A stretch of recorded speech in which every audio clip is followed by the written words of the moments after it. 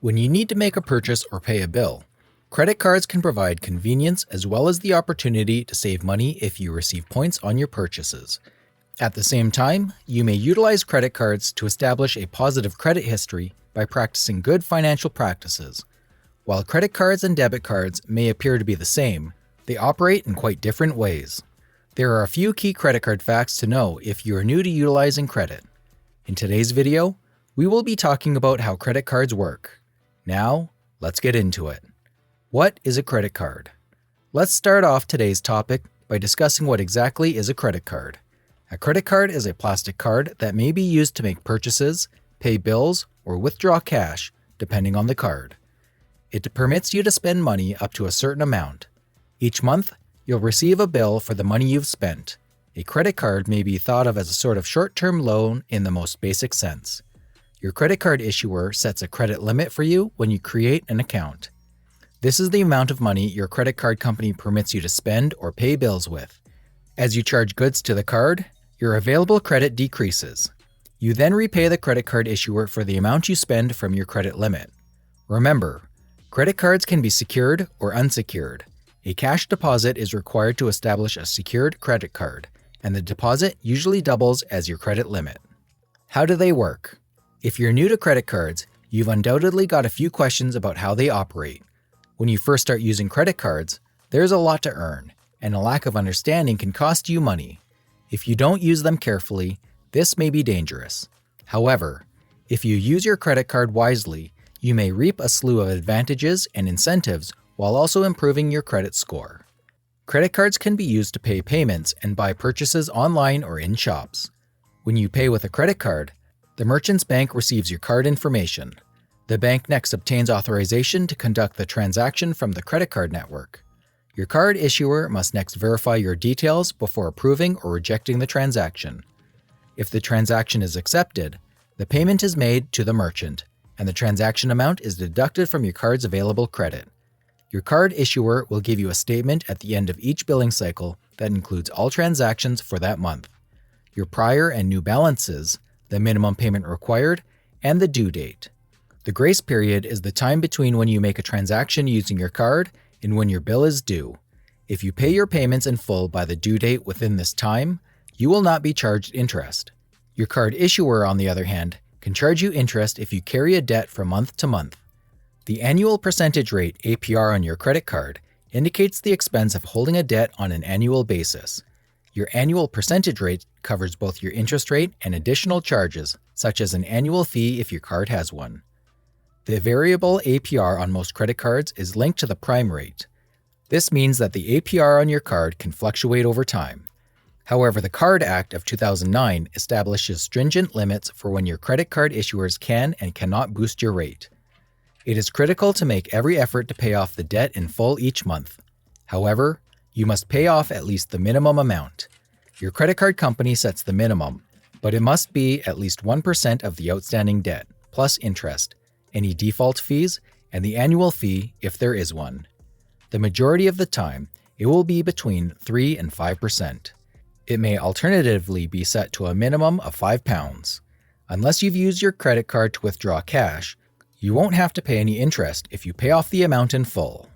If you don't pay your account in full, you'll be charged interest, which is generally calculated backwards from the date of purchase. Be careful though, if you are 60 days late on your credit card payments, you will be charged a penalty APR, which may be as high as 30%, so be responsible. What's an APR? The annual percentage rate, or APR, is the cost of borrowing money using a credit card over the course of a year. It is the interest rate you'll pay if you don't pay off your expense during the grace period. Consider the following scenario. You have a $1,000 amount on your credit card with 20% APR. If you keep that balance on the card for a year and don't pay any fees, it will increase to $1,200. In fact, you wouldn't be able to leave the debt unpaid for a year since you'd have to pay the minimum to maintain your account in good standing and avoid fines. That, however, was simply an example. Fortunately, paying up your card's entire statement balance will save you money on interest costs. You won't have to pay any interest on your purchases if you do this. Credit cards versus debit cards. Although a credit card and debit card may appear to be the same thing, they actually aren't. When you use a credit card to make a purchase, you aren't actually spending any of your own money at the time. Instead, you are spending money from the credit card company, which you'll have to repay, maybe with interest. On the other hand, debit cards are connected to your bank account. When you use your debit card to make a purchase, the funds are promptly withdrawn from your account as soon as the transaction is completed. Because the money has already been withdrawn from your account, there is nothing to pay back afterwards. The influence of debit and credit cards on credit scores is also different. Because your bank account activity is not reported to the credit bureaus, using a debit card has no effect on your credit score. Credit cards, on the other hand, might have a direct influence on your credit score. FICO credit scores, for example, compute the scores based on payment history, credit usage, credit age, credit mix, and inquiries for new credit. Making on-time credit card payments might boost your credit score, but paying late can damage it. Similarly, having a modest balance compared to your credit limit might help your score, but maxing out your credit card limits can hurt it. Another significant distinction between debit and credit card is fraud prevention. Credit cards have stronger fraud protection than debit cards under federal law. Let's differentiate your liability for illegal transactions with debit and credit cards. Debit card liabilities. Let's talk about your liabilities with debit cards.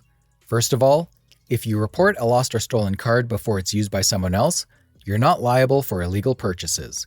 Your responsibility is also only limited to $50 if you report a lost or stolen card within 2 business days. If you report a lost or stolen card more than 2 business days but less than 60 calendar days after receiving your statement, your liability is limited to $500. If you report a lost or stolen card after 60 calendar days, you are liable for any illegal purchases. And lastly, if your card isn't lost but is used to make unauthorized payments, you won't be held responsible if you report them within 60 days of receiving your statement. Credit card liabilities. Now, let's talk about liabilities with credit cards. Your liability for unauthorized card usage is limited to $50 under the Fair Credit Billing Act, and you are not liable for unlawful transactions if your credit card number is taken but not the card. Here's a little tip.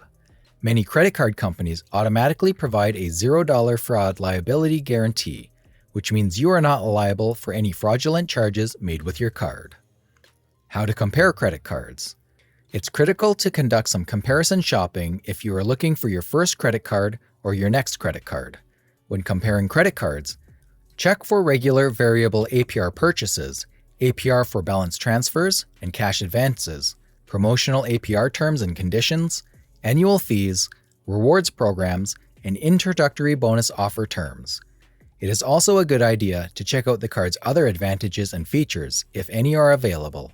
For example, if you want to get a travel credit card to earn miles or points for flights and hotel stays, you might want to look for one that has perks like airport lounge access or airline charge credits.